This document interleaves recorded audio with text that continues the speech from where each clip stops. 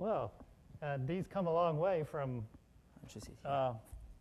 when we started this. And when we started this, everyone said, you can't do a new language. Everyone who does a new language, they always fail. You know, the landscape is littered with the corpses of half-implemented languages or failed ones. And kind of nothing gets my back up than somebody telling me I can't do something. I was being a kind of a unique position that I was actually able to do it because I had the C++ compiler and I had a professional quality optimizer, code generator, linker, all the other junk you need to make a language work. All I needed to do was a new front end. And so it started to go from there. And it started out just as kind of a spec I passed around to a few friends of mine and for their comments and stuff, and somebody outed me on Slashdot.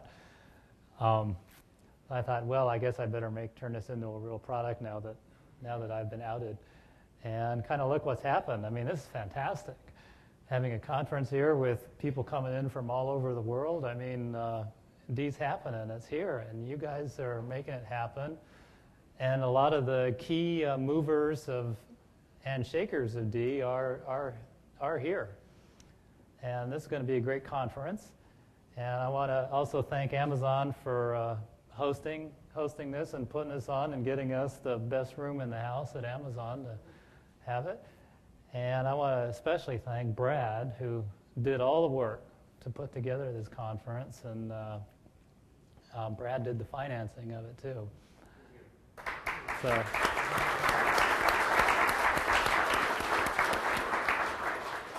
So I know you guys are all interested in what's going to happen in the future with D, because even though we've done 1.0, we're not slowing down at all. It's full speed ahead. And we hope to get comments from you guys and suggestions and all this stuff. And, you know, these 3 days are our opportunity to make all this stuff happen. So this talk, me and Andrei are sort of what our thoughts are for what's coming next. And it's all, I guess we can start with the first slide. Content. Yeah. Actually, so we structured this talk a little. We have a few major themes here. Some of them are intended for, we're going to talk about features intended for modular development. These are a bit controversial because they might make short programs harder to write sometimes. But on the other hand, like look at Perl. You can't write any sizable Perl program without having, using strict and use warnings in there. So actually you have to kind of prevent Perl from doing a lot of things that are unmodular. Gonna talk about object model improvements, very interesting stuff here. We're gonna have some stuff about simplifying code, which is like inside a function, how do we go about, making life easier? And there's a number of nice, neat features out there. A few words about generic programming, just one slide about the standard library, and then we're going to conclude. However, these slides, there's plenty of them. We're going to go through them at a slow pace, and probably we're going to finish them at the wrap-up talk, which is going to be tomorrow. That also means if anybody's got any questions, raise your hand and speak up before we forget about them. We want to make sure that we're here to answer your questions, and feel free to interrupt at any time. Okay, so first thing is, what do we want to accomplish with D? We want to make writing generic code easier. I attended a talk put on by Scott Myers where he had some cool thing he wanted to show how to do in C++, and he spent an hour or an hour and a half talking about these very complicated template things and all the problems he had getting it to work. And when you finally distilled down what was going on, what he was trying to do was use templates to create a list of types. And I told Scott, it says, if this was an array of integers instead of an array of types, your presentation would have been over in 5 minutes. instead of taking an hour and a half. And this is a problem with generic programming. So a lot of what we're trying to do is we want to make generic code as easy as writing regular code. I mean, it should be just, everybody knows how to write a function. Why can't writing generic code be just as easy and straightforward? So that's one of our goals. Our next goal is improving the robustness and auditability of code. What I mean by auditability is when you're working with a team or you're working on high security code, people are going to review your code. And we want to make code so that it's easy to review. It's easy to look at code and tell, yes, this is doing what I expect it to do, rather than being a bunch of inscrutable characters that you can't figure out what it does because its meaning isn't clear or its meaning is too dependent on things that aren't nearby. We want to support more programming paradigms. D already supports multiple programming paradigms, which is it's not a everything is an object kind of language. And it kind of goes in part with D doesn't really have a religion. We just want to get the job done in the most convenient way to do it. That means support multiple programming paradigms. Which paradigms do you have in mind that you're not currently supporting? One of them is functional programming. Good. So you're going to add support, more support for that? More support for functional programming. Facilitating large-scale development. Large-scale development lots of times also means more auditability. It means better able to support interfaces, less problems with interfaces interfering with each other. I think you'll actually be very happy with some of the new proposals. Lay groundwork for supporting parallel programming. That's the functional programming aspect of it. And also Bartosz has a talk on software transactional memory. I always get that acronym mixed up, which is another approach or another tool in the toolbox for dealing with parallel programming. All the stuff that we're going to talk about in these slides are unimplemented. So they're subject to change, and we may have screwed some of them up, in which case we'll revisit them. So, okay, I think this is one of Andrei's slides. So I'll let you. Actually, Walter did a great job because I added this facilitate large-scale development in the last minute. He couldn't audit it, so he did a great job at improvising. So great work here. I inserted a slide about kind of principled approach, which illustrates some of the guiding principles that we want to follow in designing D from here on. One is no issue left behind. Every language kind of has some stuff that it just, the designers just decide we're not going to look at this anymore. We're just going to forego any opportunity to make this better. There are a few examples in pretty much every language. For example, Java. Who here knows Java? Okay, so Java has this problem in which arrays are polymorphic. Everybody knows it's not sound. So you can't take an array of derived and see it as look at it as an array of base. It's not sound. But Java said, we're just not going to look at it anymore. And later on they came back with generics and they kind of solved the problem, but they still have that craft in the language. We want to not leave any of these stones uncovered. We want to pretty much look at every major issue and find kind of a best we could do solution to it, right? There's going to be a few of these. One example that comes to my mind right now is the result of mixed sign operations. Very small issue, but it's bothering everybody once in a while. Like what's the type of adding an integer and an unsigned integer? Unsigned. Who says otherwise? Could be signed. I have size, and size -1. I know the size is greater than 1. It could just as well be unsigned. But then I have the difference of two sizes, the difference of two unsigns. If I know a priori that one size is larger than the other, then the result is unsigned. So I want to statically type it that way. On the other hand, if I just want to take the delta of the two sizes, then it's an integer, it's a signed integer. And what am I going to do? In some cases, it would please me to have an unsigned result. In other cases, it would please me to have a signed result. And this is a kind of an issue that C solved by saying, you know what, everything goes. So they forewent any opportunity to type check some other code which was erroneous or dangerous, right? So we looked for a better solution. I think we found one. And this goes for a host of other issues. The onion in the varnish, does anyone know what that stands for? Okay, go ahead.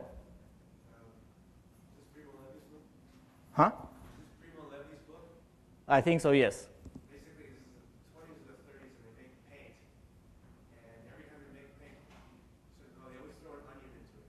They throw an onion into the varnish. Right. Nobody knows why that is because they've lost the reason. The original reason is that when they're making it in the original technique, if you throw an onion and the onion shrivels up, the varnish is done. But by the time he's working on it, they don't need that technique anymore. Nobody knows that's the case. They always throw the onion into the paint. The varnish will work without it. Right. So onion the varnish is kind of a phrase for we've always done it this way, and therefore we're gonna continue to do it that way, even though we have absolutely no idea why this would be. That would entail breaking with some past mistakes in D, such as, for example, there are some conversions that shouldn't really be there, and there are a few kind of rough corners that we want to polish now.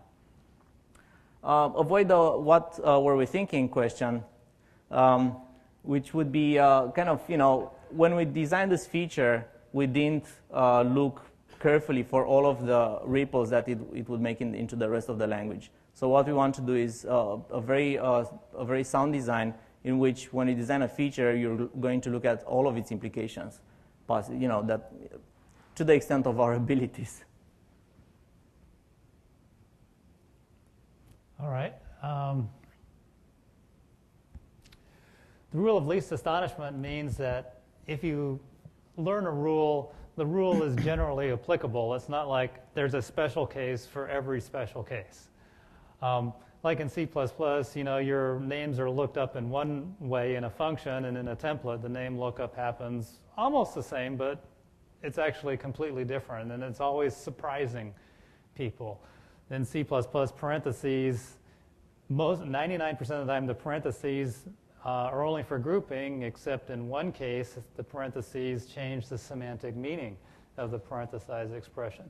Those are astonishing rules. They always trip people up. So we're going to try to make D so that it's a smaller language and that there are fewer rules you have to learn, and the rules are more generally applicable, such as making function parameter definitions the same as data definitions. They're not a special case of them. Enumerator member lookup rules should work the same as function pointer lookup rules. Reading polysemous values, same as function pointer lookup rules.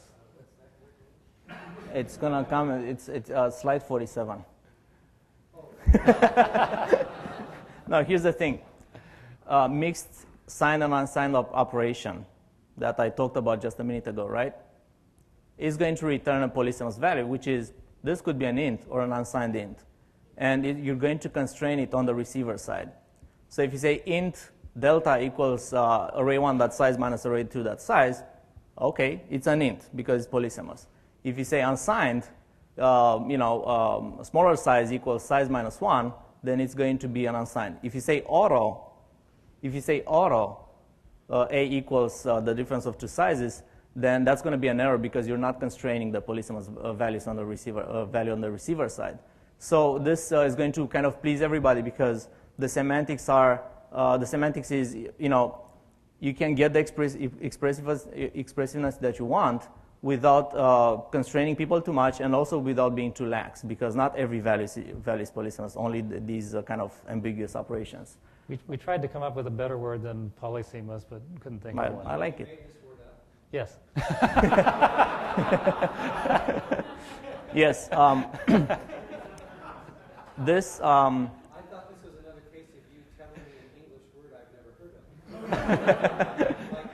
Like deontological. Yeah, that's a good. I can't pronounce it. I can just type it. Type check it. So the same about like enum lookup rules. Like think you have like you have a name. Just say read and write, right? Read write, like a file open mode, right? And as long as that that symbol is constrained on the receiver side, such as I want to assign it to a open flag, right? As long as I know what I want to assign that guy to, I'm going to say, hey, I know which enum this belongs to. So I don't need to prefix the symbol with the enum value. This goes exactly like functions, because when you initialize a pointer to a function with the name of a function, there could be a zillion functions with that name, right, because of overloading. But the constraint on the receiver side is going to make it clear for the reader, for the writer, and for the compiler which function you are actually referring to. Same about enum, same about policeman's values. So now, segueing into pattern matching, Walter is going to talk a lot about his design of macros, which are going to pattern match on the expression you pass on to them.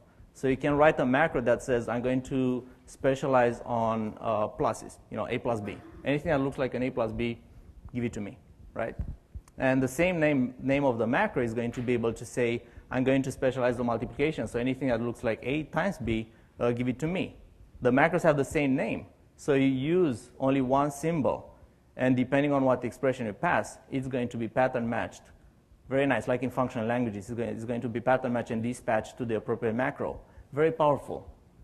And last but not least, user-defined conversion rules, right, are going to obey the same exact rules, the same exact constraints as built-in conversion rules. There's no more kind of, you can write your own conversion operators and whatnot, but we are special. Int to unsigned, int to long and float to double and stuff are kind of special in some way, and you can never, no matter how hard you work, you can never get to that inner circle, right? User-defined conversions are going to add new edges to the graph of the existing conversions, and they're going to be, pure democracy treated exactly as the same as built-ins. Right, so we're going now into these features for modular development. Walter? Okay. Modular development is so that you can have better separation between sections of your code, so that you can have two teams working to their own interfaces, and their implementations are going to be less able to step on each other. That's modular development. The first thing, one thing that D doesn't do right now is be able to overload a specific implementation of a function with a function template. Originally, I thought this was a bad idea from my experience with C++ to overload them against each other. But I was finally as writing template functions got easier and easier to do in D and more natural, it just became more and more obvious that they really should overload against each other, and the distinctions between them should get less and less obvious. And so that gets you seamless cooperation in generic and specialized code. They'll follow since the syntax is going to be so very much similar, they actually are moving into the same space, and they should behave in the same space. In C++, one thing I didn't like about functions and template functions is the function is preferred over the template. This always seemed to be a confusing and surprising distinction, especially when you have a fully specialized function template and a regular function. The two they seem to me like they should conflict. There should not be a distinction between them. Well, there's a rationale for that. I never understood it. What is there? Why create a new function when you don't have to? In other words, the template is used in C++ to create a function definition whenever you match its parameters. And then you create a new function when you don't have to. Why create a new function when you don't have to? In other words, the template is used in C++ to create a function definition whenever you match its parameters. And then you create a new function when you don't have to. In other words, the template is used in C++ to create a function definition whenever you match its parameters.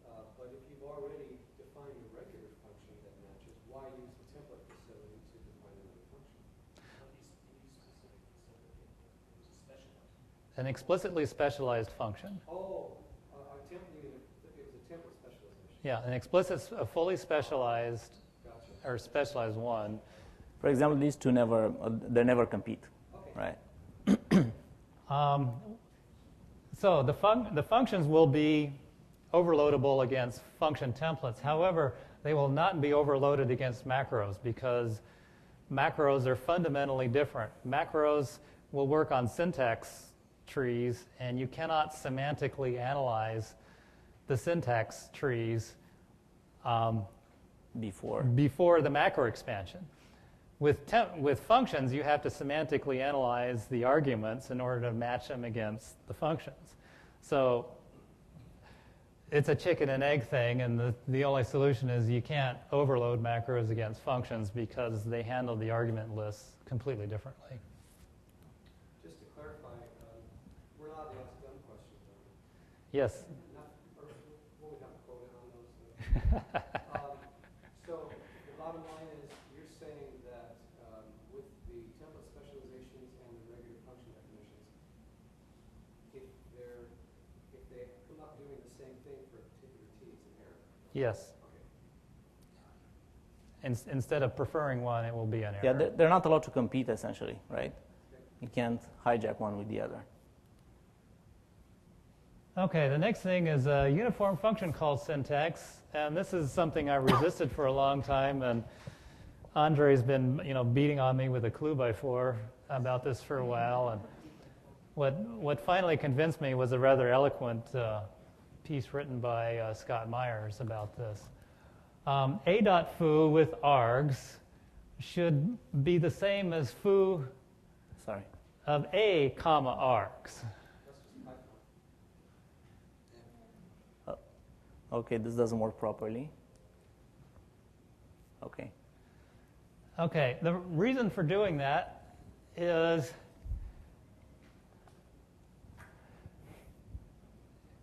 let's say you want to have a string library or a string class, even though you don't need a string class in D. It's kind of a classic example.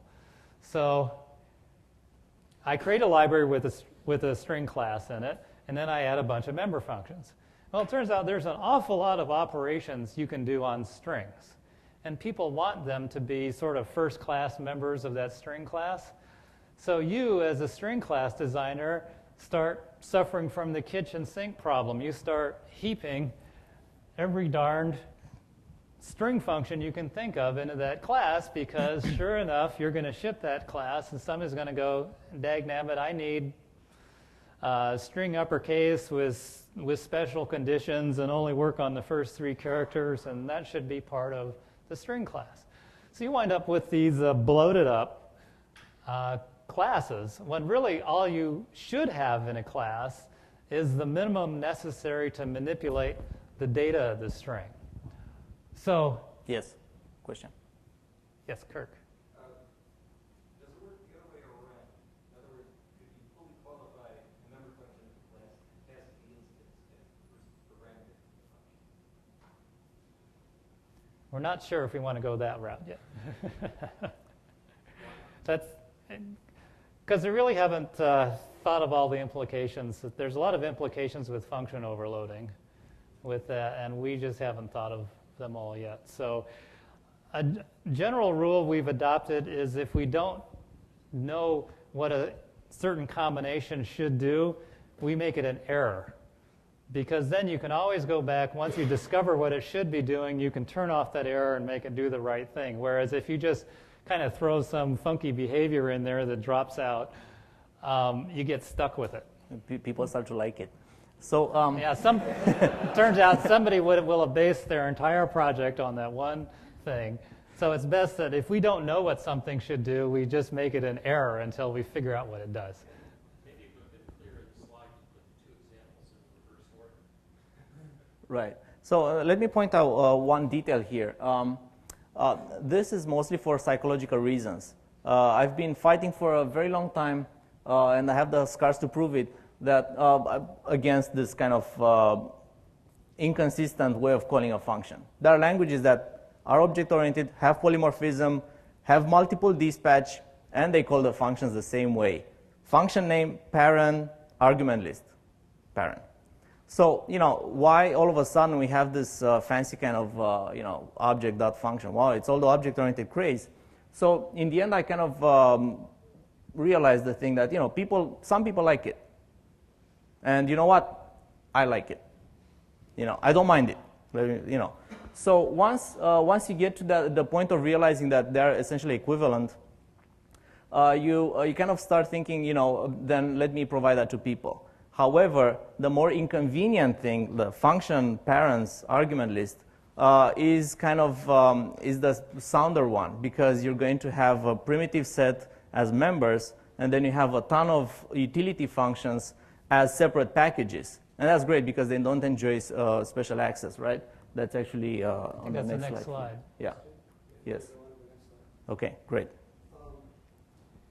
Well, I'm also hoping that if this turns out to be so dang complicated, you'll abandon it. Because Python does this now, but the way that they make it so simple is that they require explicit qualification to call any member function. So in other words, if I'm inside of a member function and I want to call another one, I can't just call it without, it has to be qualified.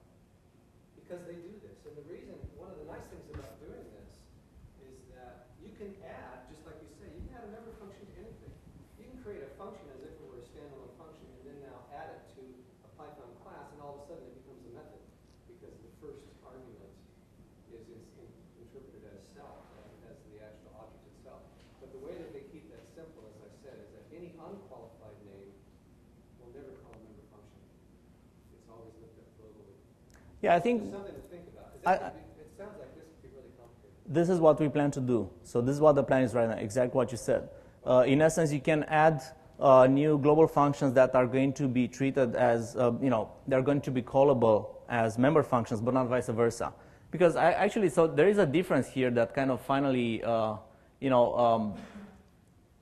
could convince, is a good argument. Essentially, this says look up symbol foo inside whatever A stands for, right? So it's a different lookup kind of proposition in the first place. Right, so that interacts with a lot of kind of lookup rules and overloading and whatnot. So this is kind of the more kind of restrictive thing. You say, lookup foo in whatever as stands for. And this guy is like, what, the global symbol foo, pass it these guys. So it would be, it's a low risk proposition to say, well, I'm going to allow the first syntax as an alternative for the second syntax, but not vice versa, because it's a fundamentally different operation. So I think we're in good shape there. All right, so here's, yes. Are you going to support overloaded operators? Just like That's an open question. Don't know yet. Originally it didn't support global operator overloading because it would have required us to support ADL, argument-independent lookup or Koenig lookup.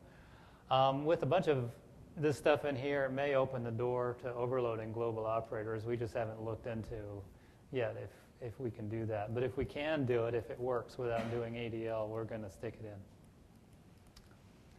Yes, sir. So go back. Oh no, because I barely move forward here. So if the relationship there is asymmetrical, what happens?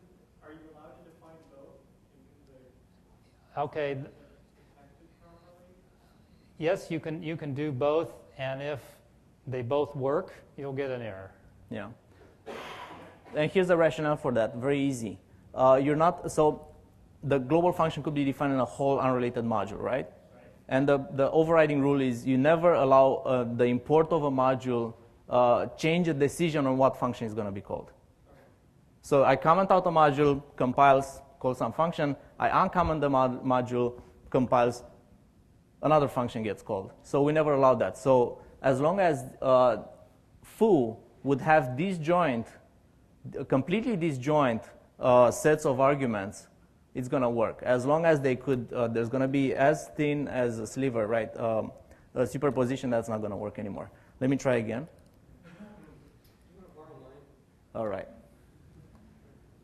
Okay, so the idea is that a class designer he only implements the minimal set that'll make the class work, which usually means like, you know, the protected and private interface to it.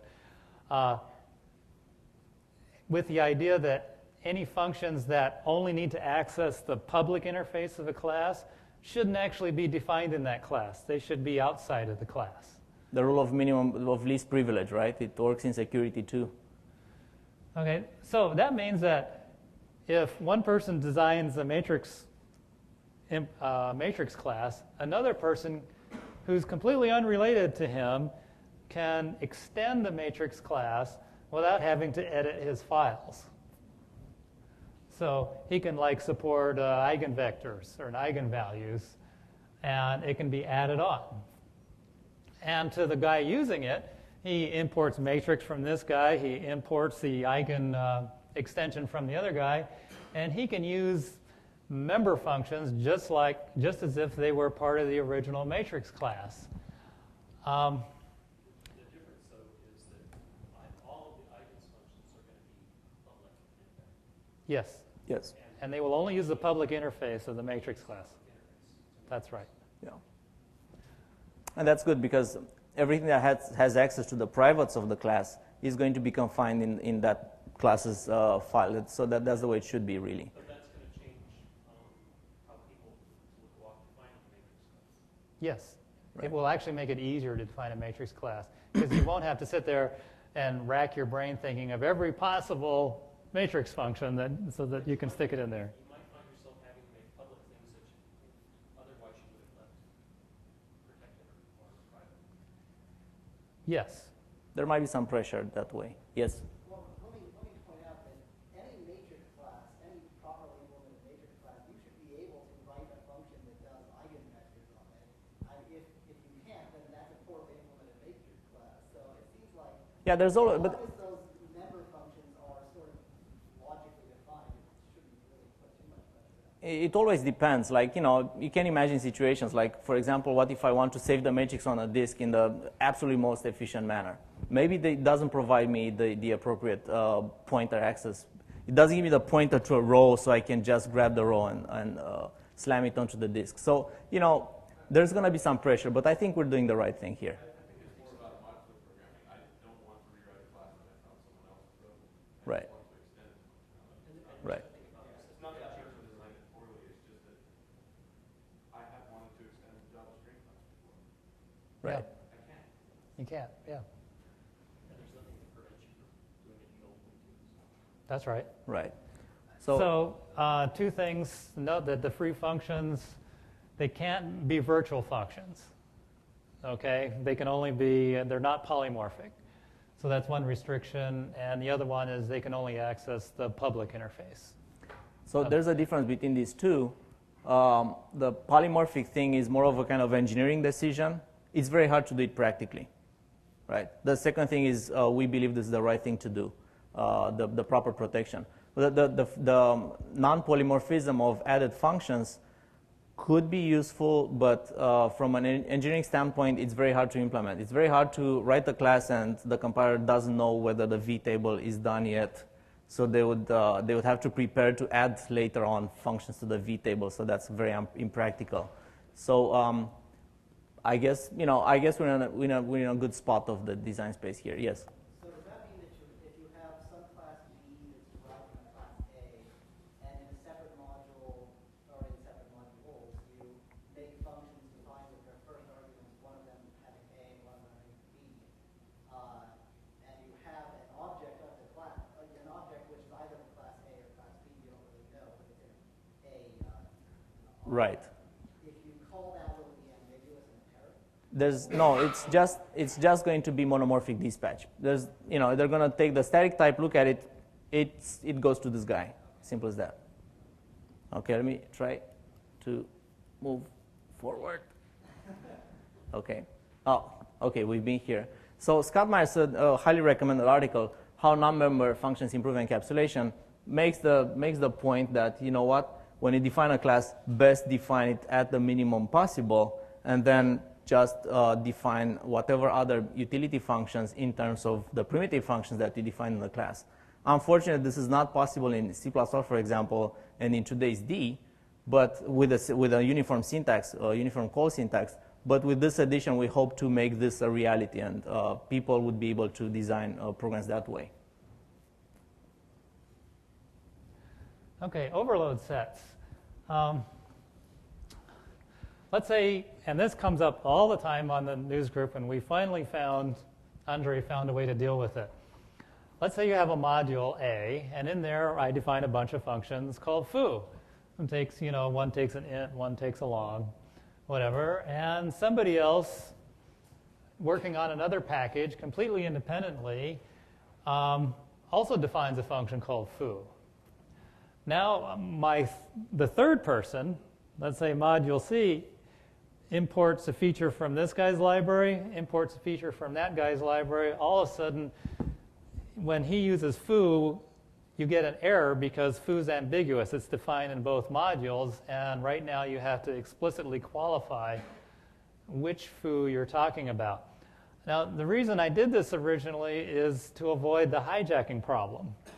The hijacking problem is if I have a foo from one package and a foo from another package, and those two are not related, but let's say one of them takes a foo of a type that is similar to one of the types in this package here, he adds that function foo, and all of a sudden the user who implements both modules, their code breaks because he designed it to call this function over here, and suddenly when this guy updated his module, it starts calling that function over there silently. And this is called hijacking, and it's something I really, really wanted to avoid. And we found a way to avoid it. I think we go to the next slide. Let me point out the detail first that's going to improve tremendously your understanding of this slide. Walter's vocabulary when it comes about designing slides includes the letters A, B, C, X, Y, and Z, and the functions foo and bar. So I suggest you replace foo in this, on the slide with print. I want to print an integer, I want to print a long, I want to print an X, right? An X, widget. My vocabulary includes widget and transmogrify. So, go ahead. Okay, so here we've imported A and B, and we've defined our own class X from B, and we call foo of X and foo of 3, and we get ambiguity errors. But really, the two overloads are completely distinct from each other. There's no way an X can be confused with an int. So it should work. So we came up with the idea called overload sets, which when functions overload against each other, consider kind of they make a circle or a set of related functions all overloaded against each other. Now another module has a function with the same name and its own set of overloads, and say that forms another circle. As long as those functions, overload sets, do not overlap each other, you can overload against them, because there's no way that something meant to be called by this function can be hijacked by this module, because there's no overlap between the overload sets. Question, if people were able to define implicit conversion operators as it is intended, how is this going to not break? So, in the future, people are going to be able to say, you know what, I want to define for class X, I want to define a conversion to, what was that, long or int? Int, right? Int. So I want to define the ability to convert an X to an int, right? And how's that not going to break this? You'll get a compiler. How will the compiler figure out how to do this? Because, No, it's not the order. It's simply that, no, we don't want the order to decide. Yes? Right. So if you imagine the conversions on a graph, you have, vertices are types and the edges are conversions. Whenever you have a function, its overload set is going to kind of walk the graph and include, in this case, int for x2. So the compiler is going to say, you know what, this function could, eat an x or an int, and now there's going to be an overlap, and that's going to be signaled as a compile time error. Yes? If we have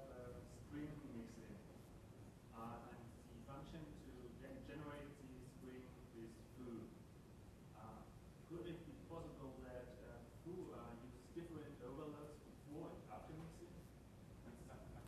Yeah, I know it's quite complicated, but that could change. It's not supposed to. It's a good question. The short answer is that conversion operators must be members of a class. So you can't define a class in a module and later and like, you know what, I would like that text to be an int. You know, you can't do that, right? So it's got to be part of that. So actually, it's a very good question. Actually, Yes. Function call normalization. Maybe you can write a conversion operator. No, you won't be able to. So that's a special function name. You can't define that in the global namespace, in the module namespace. Yes. So are you saying if I'm in the same overload set and I have a conversion of x to int, and I have a foo for x and a foo for int, that will be an error? Yes. Yeah. No. Whenever hijacking could happen, you'll get an error instead of it silently being hijacked. You know, it might be a bit more conservative because, for example, if both functions were in the same module, then you can claim that it's clear what you want to do, right? So probably, I'm not sure about this detail, but right now we're a bit more conservative than absolutely necessary.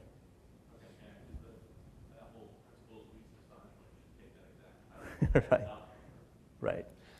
There is one thing that's not on the slide, and that is you can overload foo or from one module in another, or merge overload sets into one overload set using the alias thing that is possible now. So if you want to overload them together, you have to do it explicitly. It's not going to happen implicitly. You have to actually specifically say, I want to merge these two overload sets together. The default is going to be they're distinct. If a function call matches one in two, or matches functions in two different overload sets, you will get an error. It's not going to be a silent hijacking. In that case, can I still qualify foo? Yes. Yes. You can still explicitly qualify to say which one you want. Right. But by the way, just to make a quick point, this whole function overload sets is a very practical matter resulting from multi-module development.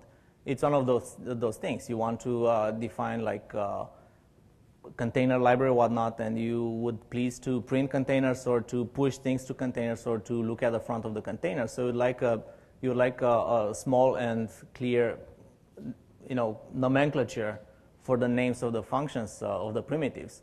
And as soon as you define a list module and then you define a tree module and they have the same functions there, today's compiler is going to say, I can't do that, right? So we want to do that. That's why this feature is in modular development. Although it looks minor, I think it's very important.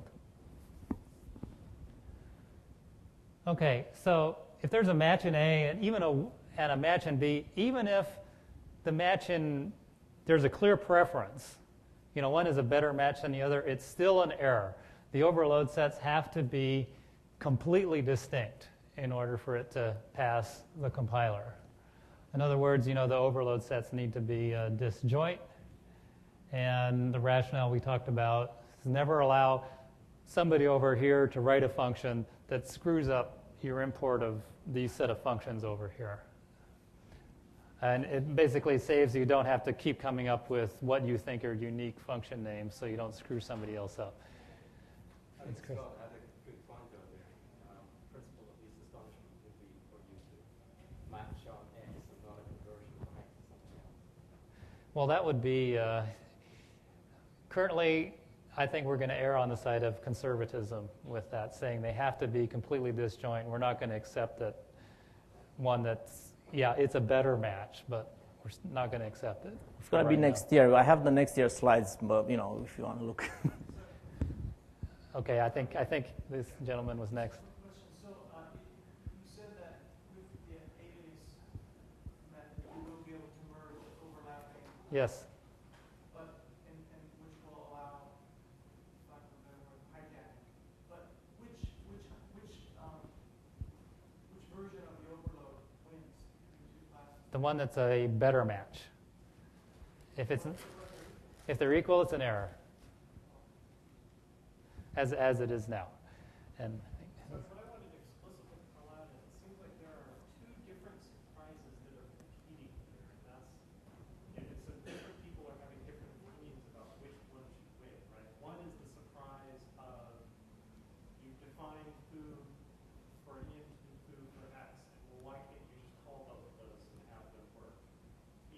whether or not there's a conversion between X and int. And then the other is you're importing two modules, and you only have, initially you only have foo of an int and a conversion from X to int defined.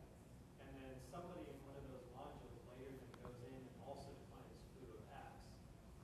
It's right. That's a different surprise that is also damaging. So it's really a trade-off. You can't just naively apply the principle of least surprise. And it depends on your expectations. If your expectations are that you don't want to do hijacking, the second option is moot, right?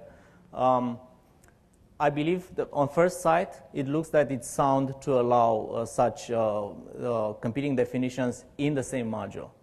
So at first sight, it looks like it's sound. I mean, this could be discussed. I'm not sure of very compelling use cases of that, but probably it could be discussed. So it's an interesting idea.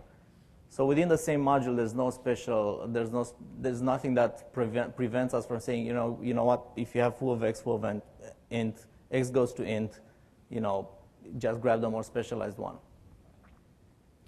All right. Do you have a question? I was going to ask, you could also merge them by publicly importing two modules, A and B and C and C. That would also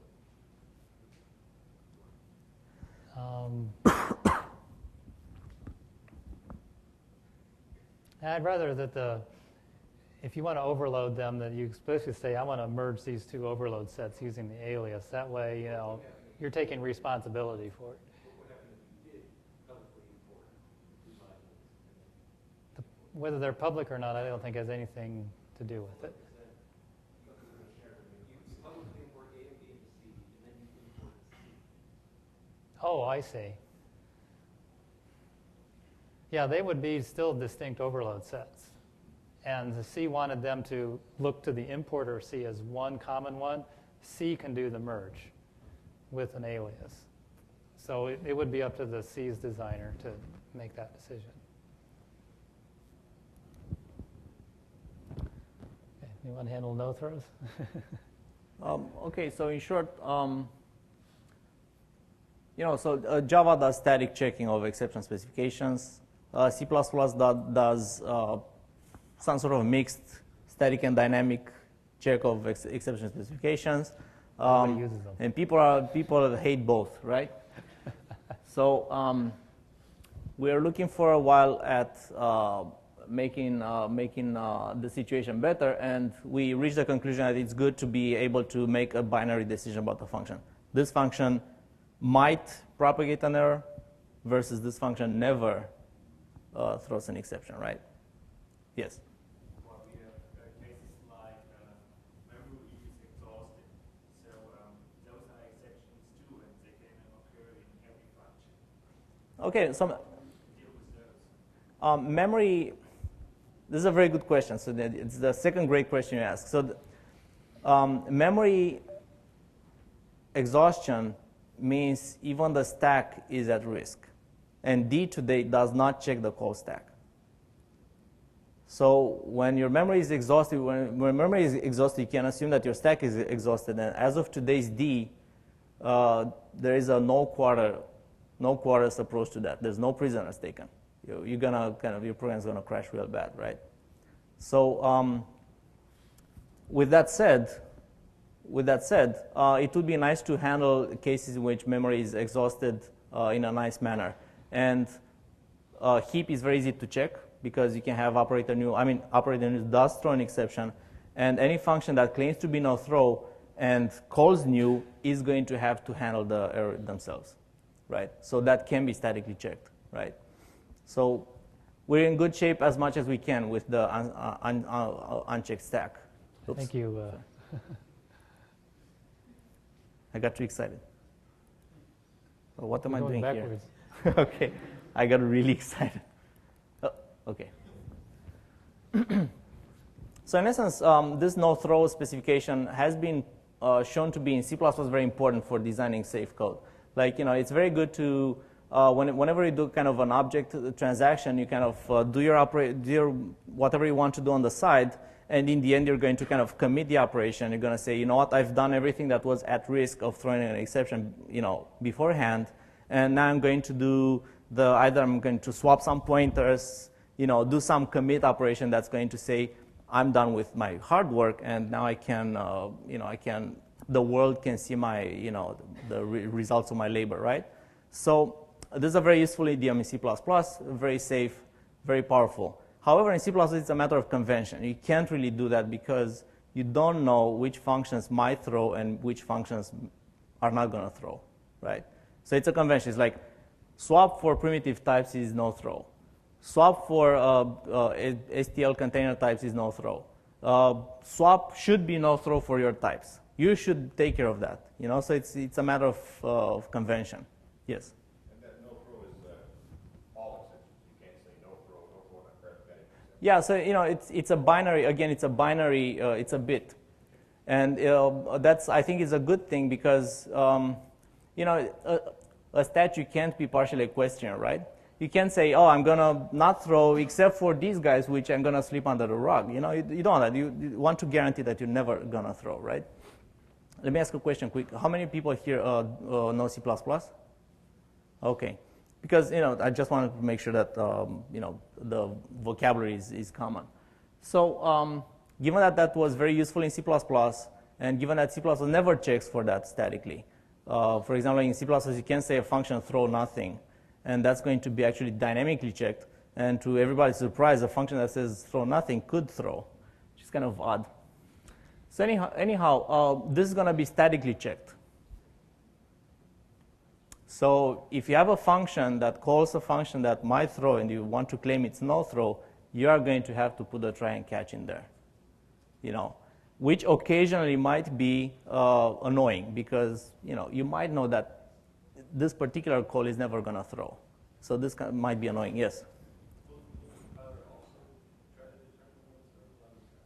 The compiler,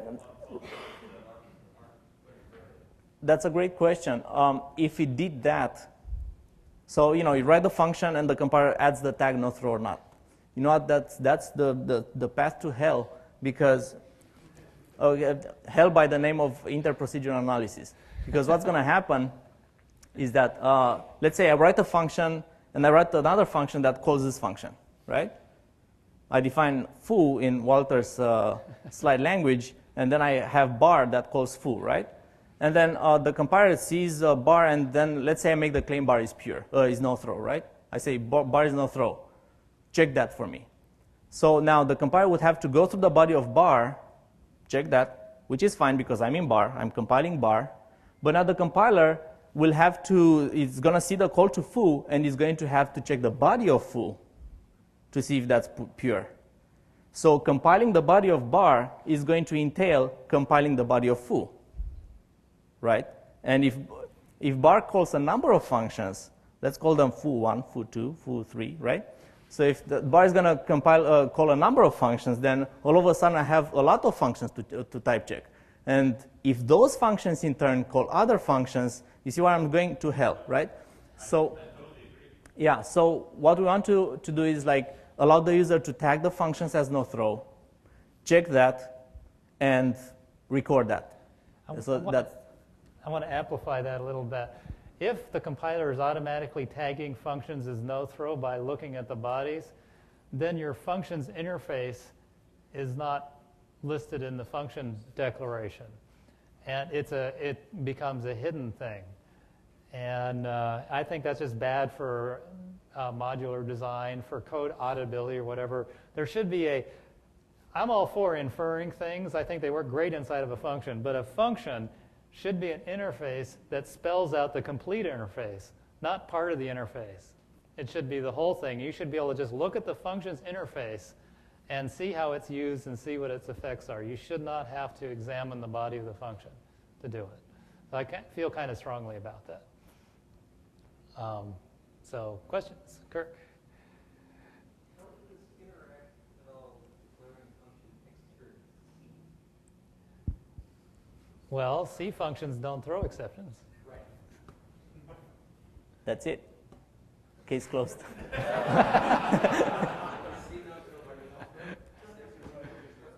Well, I hadn't thought about that, but What if you throw an exception from a function you have declared external C? you're screwed. So, You have to follow the interface. Kirk, let me ask this. So, is the function actually implemented in C or in D? You write a function in D and you declare it external. Then you can type check that it should be no throw. Right? So automatic external C means is as if you tagged it as no throw, and you're gonna type check that. Yes, he was first. Well, I think that I actually now have two comments. I think that there's sort of a pitfall if you assume that external C functions aren't going to throw, because you can pass function pointers in, and you can end up, calling through all sorts of function pointers that who knows what you're going to do that may eventually at some level throw something. And so it seems like if you just require that all external C functions with no throw, that might be a little bit more complicated than it really used to be. It might be surprising. And also talking about sort of automatically figuring out whether a function is no throw, I think there's another pitfall that was missed in there, which is somebody might just by coincidence write a function that doesn't happen to throw. They should not now have a social contract that they will never update it in a way that causes it to call. Exactly. That's a great point. Yeah. But your point about the extern C is valid, and we may just have to say that you may have to tag extern C with no throw if you really mean it to be no throw. With GCC, a lot of the functions in like the standard C library are marked with a special GCC attribute that says it doesn't throw. But then there are a few that it's like, well, you could be passing in a C++ function pointer, and who knows what it's going to be really. So these particular three functions that are actually part of the C standard library might throw because they might be called.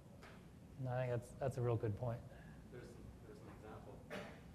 There's a D wrapper for the IBM ICU library, the string library. And one of the calls into the library, this C API, it expects a callback. The callback is D. So the callback has to be external C. And that callback can potentially throw an exception. Potentially. Okay. Probably we should add throw to the language name. External C throw. No. And this guy is gonna throw. Yes. So let's say I have let's say it's an external C function. It's not labeled no throw, so it might, let's say it actually throws an exception A. Now I want to wrap that in a no throw function, so I put that call in a try block, and I catch exception B.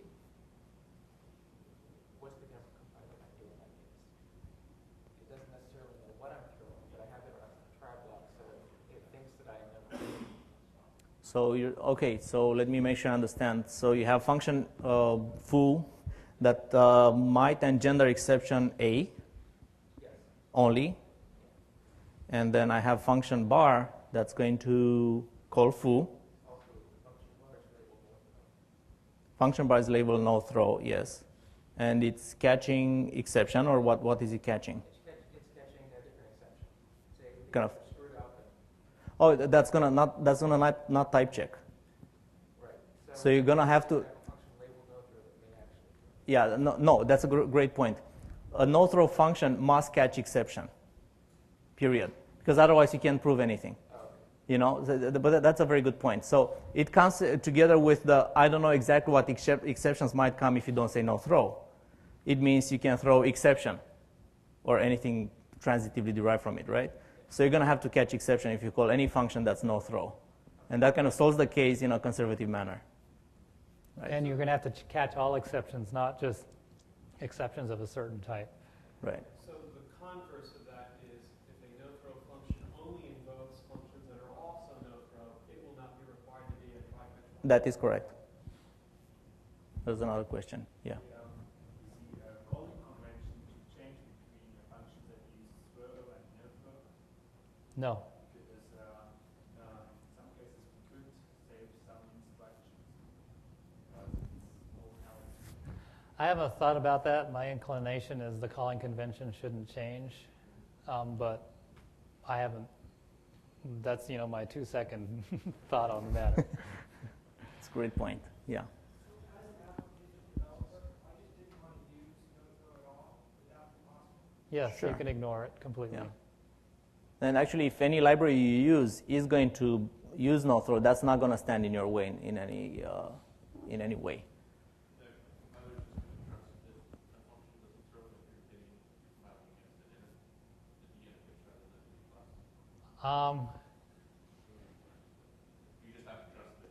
At some point, No, okay, the interface is going to be trusted by the compiler, and the compiler will do its best to try to make sure that implementations don't violate their own interfaces. But if it has to trust it, it's kind of forced into that. Yeah. There's a few cases in D, like casting to an invariant, where the compiler just has to trust you that yes, this really is invariant, because there's no way the compiler can check it.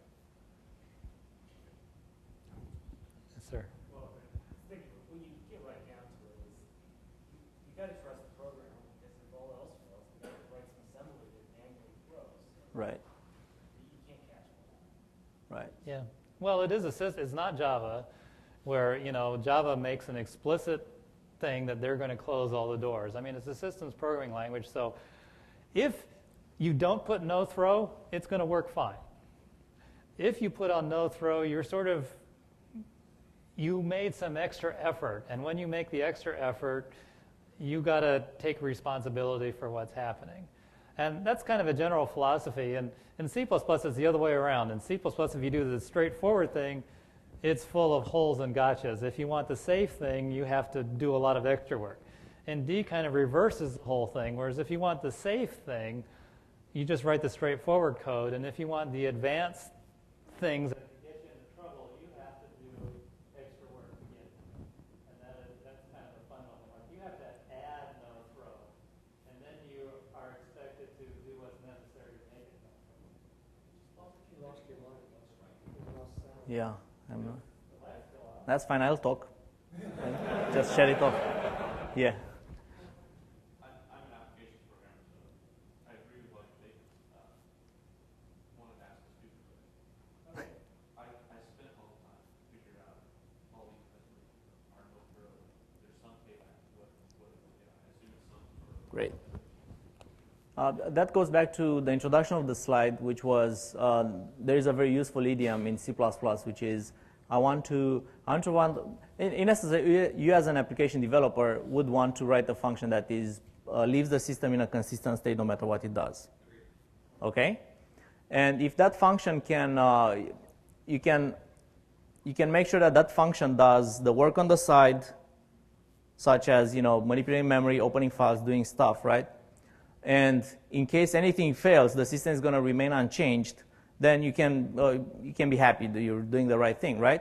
The no-throw specification allows you to make sure that the part that you've been messing up with things, and the no-throw specification makes it sure for you that at the end, when you are going to call a number of functions that are going to commit whatever changes you've done to the world, meaning you're going to change the state of your object. Because in essence, it's simple. So you want to change an object, you're going to do change on the side. The object is still unmodified. If anything fails, the object stays as it was, right? No, I understand all that. I'm asking what's my return on my investment of doing all this work to say I'm not. It's a library thing. You're going to enable other people to benefit of your of your promise. So it's not a performance improvement? Oh, there might be a performance improvement in. So it's a good question. I think it's a library writing device more than anything. So probably you yourself, you're not going to see improvements, but you're going to be able to see improvements from you using no-throw functions. Exception safety and then the optimization. There's some optimization issues. For example, you know how our AI works. You create an object, and then you destroy the object at the end of the scope. Well, every time you do that, if something between those two could throw an exception, you have to set up an exception handling frame, and then call the destructor when the stack Is this working? Oh. Okay. If those are no-throw functions you're calling, the compiler will not have to set up those exception handling frames for you. So there's one optimization. So that's to it. 5%, 1%? Depends. You know, some people really want those little extra ergs I do. for their thing. There's one, when you're writing high-performance code, if it saves you from having to dip into the assembly language, that's a good thing. Also, when you're writing things like destructors, you really don't want to have exceptions thrown from a destructor, because then you wind up in this double check fault. I forgot what the term for it is. But if in your destructor you're calling no throw functions, you know you don't have to worry about your destructor throwing an exception. So it could save you from building try-catches. Okay, the payback is really for the user of your function, not the function writer. But also when you're writing a function that calls something external to it, you might specify this thing that's external has to be no throw. Because I'm not going to catch an exception for that, right? So specify that particular code. Actually, that's not in the language as of now. That's a great point. We don't have a means in the language to say no throw, open brace, code, close brace, close scope. We don't have such means yet. Yeah.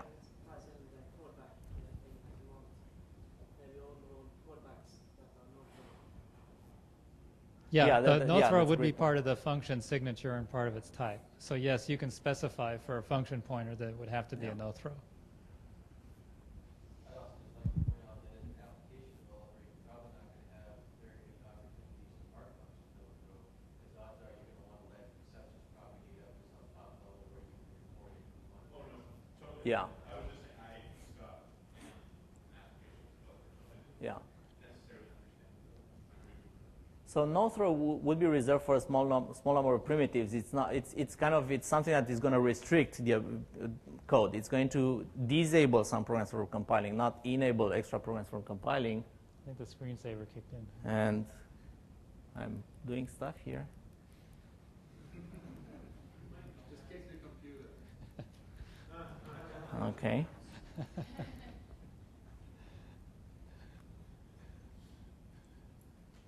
Walter, just to emphasize your Brad, point. we need Brad's password to unlock it.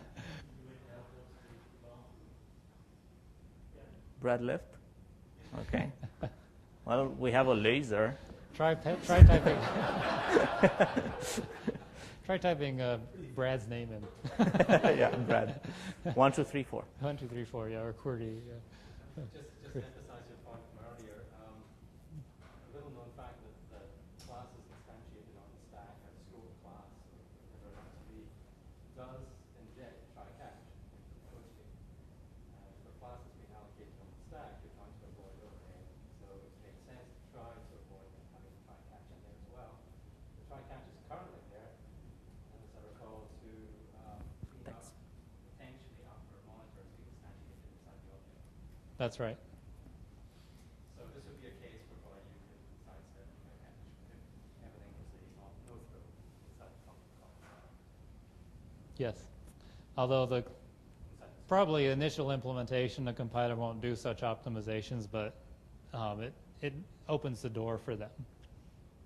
The compiler actually doesn't do a lot of optimizations it could. It's the optimizer is built around common idioms in C++ and how to optimize them, and it really hasn't got very far on common idioms in D and what can be done with them. As you document somewhere just basic ideas of optimizations you haven't implemented yet? So just to get an overview. I haven't thought much about it, no. Well, with the constant invariant stuff, there's a lot of optimizations that are possible that it's all disabled in C++ because you can't optimize anything with const. But you can in D, and that's probably would be the first thing I do that was D specific, is take advantage of invariant and const for better code generation. So, pure functions. Pure functions are one of those new, shiny new paradigms we're talking about. what a pure function does is it enables you to have the compiler automatically parallelize your code to take advantage of multiple cores and stuff like this. So what does a function have to be pure? It can't read any non-const global data. It can't write. It's non-invariant, really. What? Non-invariant, really. Now, I wasn't sure whether it was non-const or non-invariant. Non-invariant because other guys might modify it concurrently. Okay, because anytime somebody's modifying global data, if you have two threads modifying global data, you have an ordering problem. So a pure function needs to be immune from any sort of ordering issues, and this is how we get it to be immune. Can't read any non-invariant or any modifiable global data. Can't write to any global data. It cannot modify anything that is reachable through its arguments. So all its arguments have got to be const. I changed the slide. It may modify its own arguments and private data. Right. Anything it completely controls that is in its scope, it can modify, but it can't modify anything outside of it. It's only as long as it's transitory. So if you have like a function that has static data inside of it, even though it's private, that's not a pure function. In short, a pure function's result is going to only depend on the arguments. It's going to return the same result today or 1,000 years later. God helps us. That's, if it's impure, it means it either reads or writes data. It depends on external state, files, sockets, you name it, right? No side effects, yeah, in short. It is Examples allowed to are throw an exception, though. It is allowed to throw an exception, though. It is, yeah. Like logarithm on 0, it's not defined. So think of it like, the expression 1 plus 2. That's a pure function because it only depends on its arguments, 1 and 2. There's no ordering issue because nobody's going to be changing the values of 1 and 2. Unless you're Fortran, yeah. Yeah, we love Fortran. So, what can we do with pure functions? Well, the first thing we can do is common sub-expression elimination. Like, let's say the tangent function was made into a pure function, and if we call tangent with the same arguments twice, we can only actually have to call it once, and we can save the value in between. So this will save you from having to create temporaries to store the values of functions that you're calling. You can just call it again with the same arguments, and the compiler will automatically just reuse the previous result of the function. Walter, let me point something out real quick, because many people are like, it would be silly to call tangent twice in short order, right?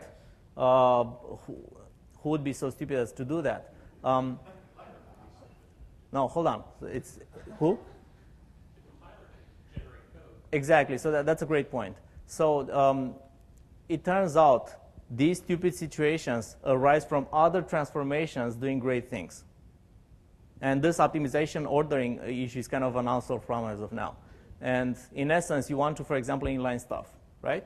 So you inline stuff, and all of a sudden you have code that's inlined that looks as if a stupid program had written it, right?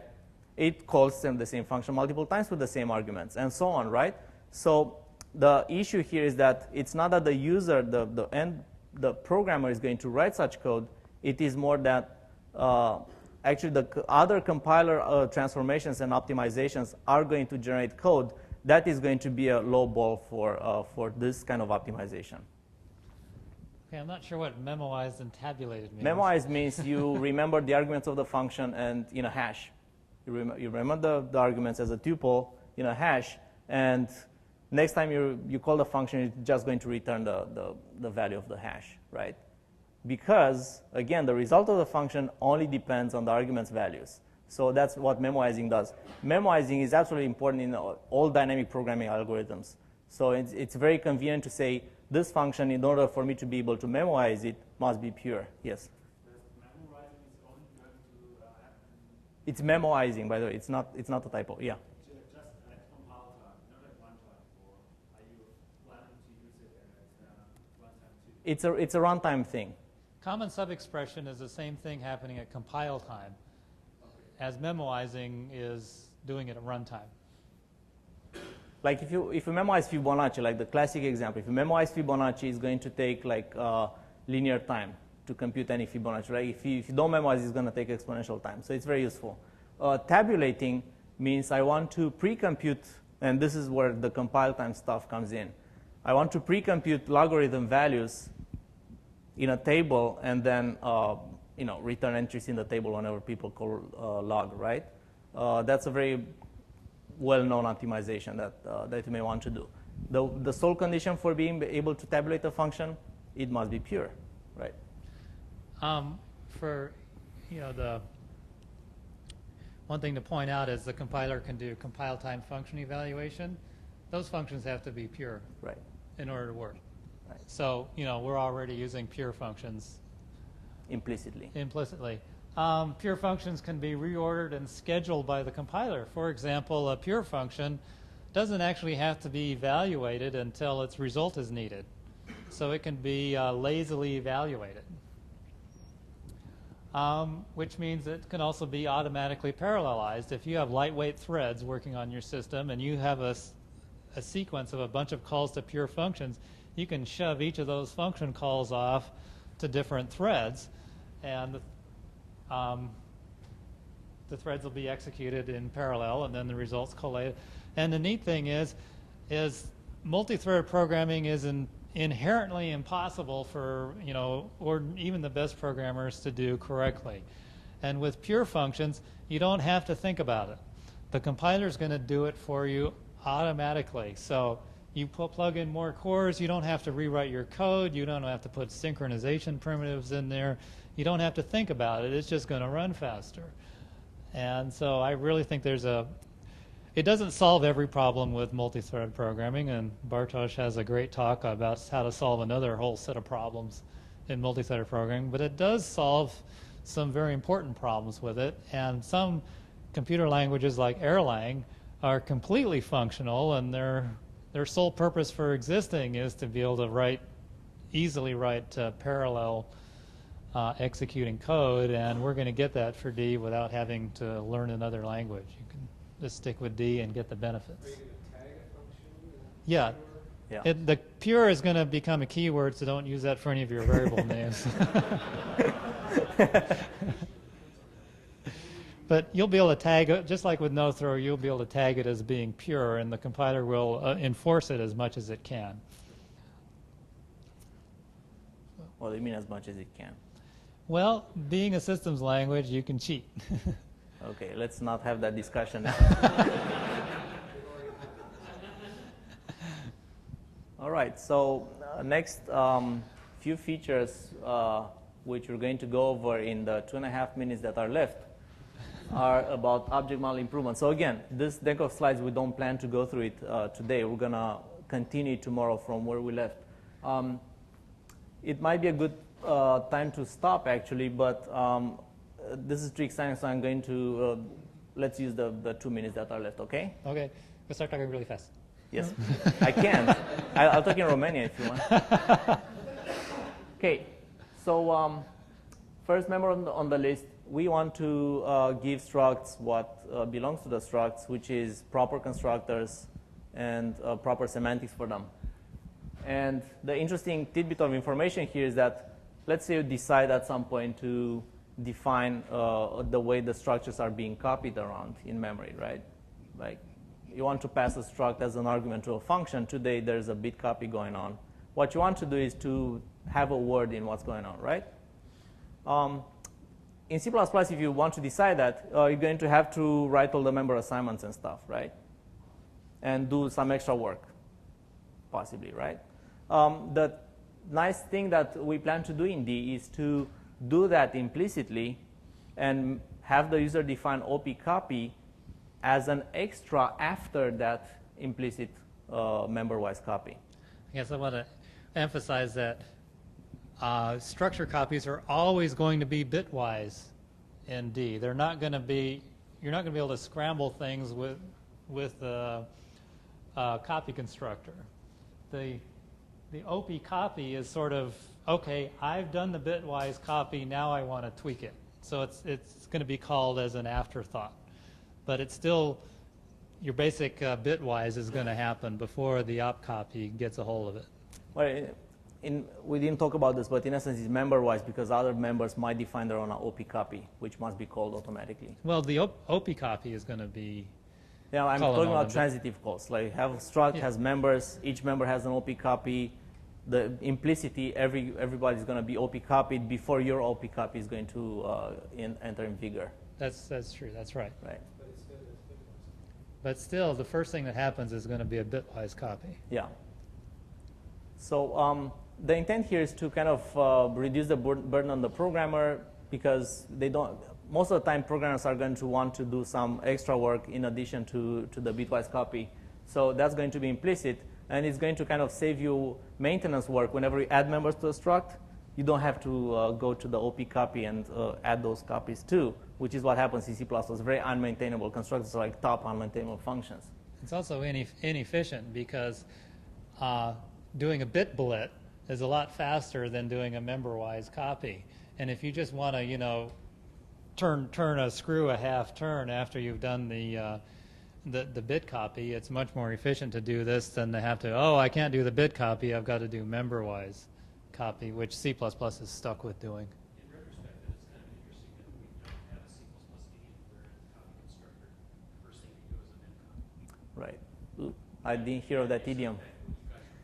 Yeah, in fact, I do that on my own code. I make my own copy constructors by putting in a mem copy and then tweaking it, and we've just kind of... I thought that's wrong. I mean, if you have structured members, you can't mem copy them, can you? Like if you have like members that are kind of themselves are... you can, but you don't want to, right? I was designed my... You want to adjust afterwards, calling Yeah. Yeah, no, what I'm saying in C++, you never want to, not never, but you usually don't want to mem copy over this size of this because that means, unless you only have unstructured variables like floats, that's fine. So there are places. Well, there's that slicing problem that C++ has that right. causes problems with that. So one interesting detail here is that if you return a value from a function, for example, so that's the last read of the value, right? It's the last read of the value, returning it. Say return a struct. That's not a copy. The last read of a value means I want to, from here on, I want this value to be transferred elsewhere. It's a transfer operation. It's a moving operation. It is a kind of energy conserving operation. I don't want to kind of copy new things, destroy things, and then kind of just be at the destination with the loss, with the energy loss.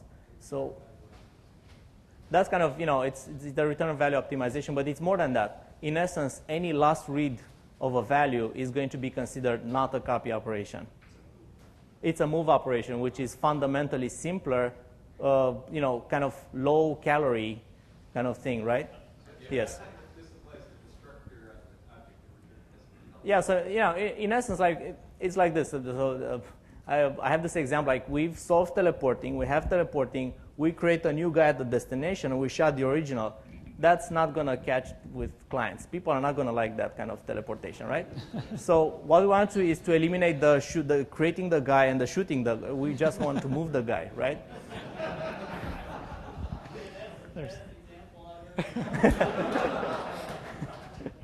Well, there's one other twist to the op copy. If you're copying it to a variable that has a scope completely enclosed by the original, op copy doesn't get called. It's just a bitwise copy.